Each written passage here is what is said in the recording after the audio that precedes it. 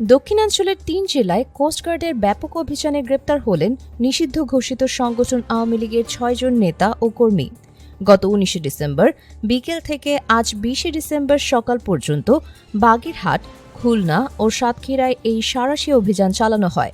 কোস্টগার্ডের পশ্চিম জোনের media officer lieutenant commander Siamul Haque আজ দুপুরে বিএসএসকে এই তথ্য নিশ্চিত করেছেন। গোপন সংবাদের ভিত্তিতে চালানো এই অভিযানে ৫টি পৃথক স্থানে হানা দেয় কোস্টগার্ডের বিশেষ দল। শনিবার সকাল ৬টা পর্যন্ত চলা এই অভিযানে বাগেরহাটের মোংলা ও মোরেলগঞ্জ, খুলনার রূপসা ও দাকোপ এবং সাতক্ষীরার শ্যামনগর থানার জয়খালী এলাকা থেকে এই আসামিদের গ্রেপ্তার করা হয়। গ্রেপ্তারকৃতরা হলেন আসাদুজ্জামান সবুজ ৩৪, মোহাম্মদ শাহিন আলম ৪৮, রবিউল ইসলাম লিটু ৫৮, শেখ আজহারুল ইসলাম ৬৭, বিদ্যুৎ বিশ্বাস ৬৬ এবং মোহাম্মদ শাহিনুর গাজী ৩৮।